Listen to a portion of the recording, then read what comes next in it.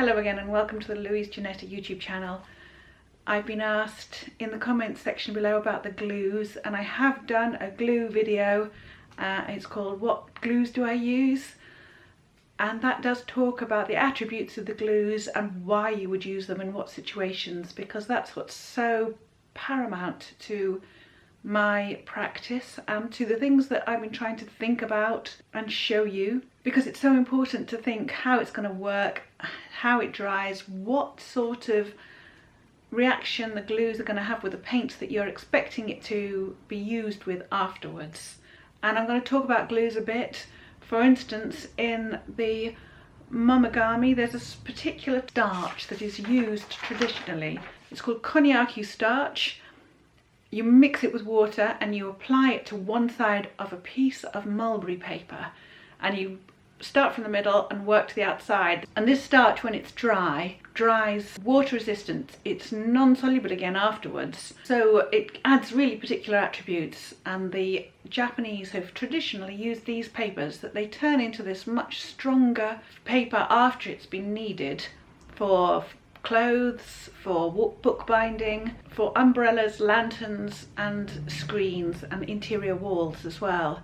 So it has some really lovely attributes. Again, it's the paper that they use that's really important as well. The paper needs to have long filaments that are still responsive to the bonding, I think it's hydrogen bonds that they make between the filaments when they are manipulated. And not all papers would do that. I think they become thicker and more, I mean, the whole thing about papers is that they're wood pulp, aren't they, or pulp that you can then almost pulp even further when you squash them together. And the papers they use are these mulberry papers or kozo papers or washi papers. You just have to really ask your supplier whether they're these mulberry papers, which were made from the bark of the mulberry bush, which is a wild bush that grows in Korea, and the Japanese have developed this process from. So really it's the kneading and felting and the bonding of the filaments within the paper that create both geometry and the Momigami arts and the process. So when I use my cellulose glue, it's not the same. Cellulose glue remains water soluble after it has dried. It can be reversed, in other words.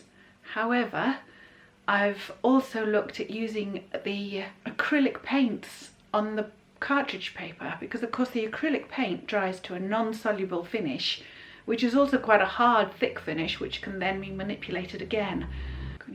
It won't have the qualities of the Konyaki Starch because I don't suppose it shrinks in the same way, but it really does have a lovely effect on the paper, and it's really worth having a go at. And also it has its own attributes and it has its own potential, so it's really worth experimenting with and seeing what it does. And also the plastic finish that remains on it and the plasticity of it, because it's all broken and because the paper filaments all come through and the texture of the paper becomes so much a part of that finish that's on the papers, it sort of transforms the paper into something much more tactile and much more organic.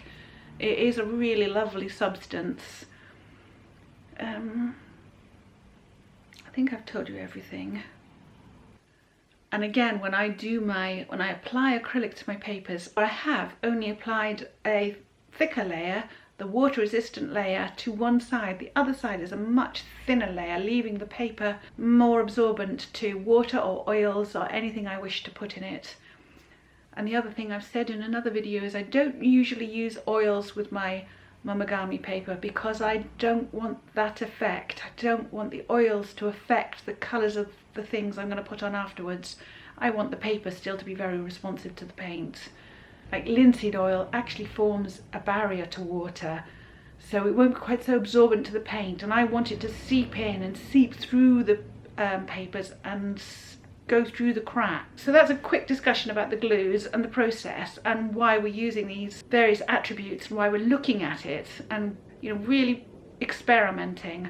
One of the good things to do is you make a lovely journal, something that's precious to you that you're not going to lose, and start making notes about all these processes that you're doing and start sticking in bits, and you won't believe it, within a very short while you will have filled a number of journals. Enjoy. I have what you might call a healthy disrespect for purity, and I'm quite happy to mix mediums. I was a traditional upholsterer, and the actual sort of longevity, the strength and the durability of a substance is important to me. It's not like paper that's simply going to rot in a short period of time. These things should last. This is really heavy handmade paper, and this is, I'm not telling you, and this is tissue papers and stuff stuck onto heavy paper and then painted in acrylics. And it's all these lovely textures that I really love. To me, they're like the earth. It allows the earth to speak.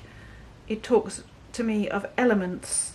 The haptic qualities, the tactile qualities of them make me think of nature and of rivers and of soil and mists and the elements. The whole process has come to a sort of fruition in these Momigami things and in the geometry skills or process. And I've taken it a bit further on. So these are not newspapers. I've painted them in acrylic because I realise, of course, that acrylic is a plastic finish which will crack when you bend it and crease it.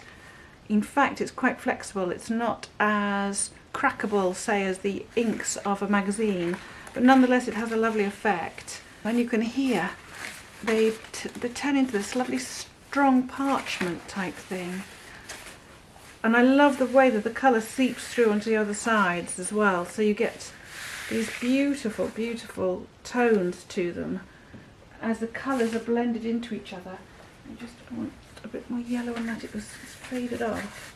So look, there you go.